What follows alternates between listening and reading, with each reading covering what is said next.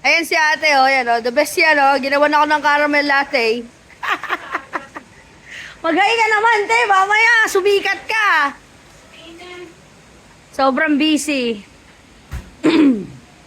Ate, thank you sa caramel latte, ah. Napakasipag mo.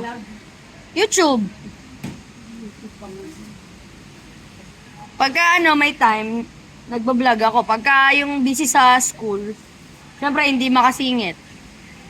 Pero mostly, more on food. Yung mga Filipino food. Kasi ang mga market ko, po,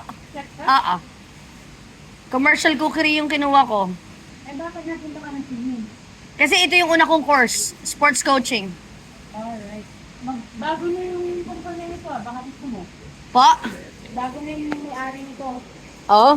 Sa August, ay September 4 daw. Ito yan.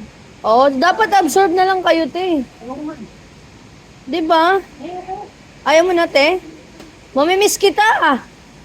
Dahil kukuha ka mga weekend na siguro. Oo. Makakasal na ako. Ah, pwede yun. Full time eh. Pwede yun. Oo. Sa amin kasi bawal, eh.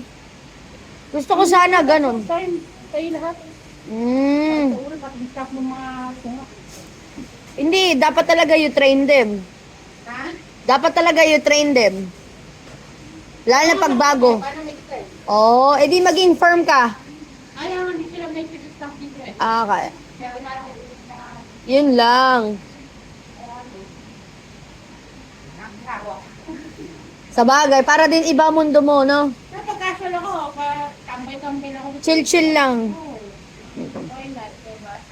Etong kausap ko, ayaw magpakita sa vlog, oh. Ayun, oh. Peace out, eh.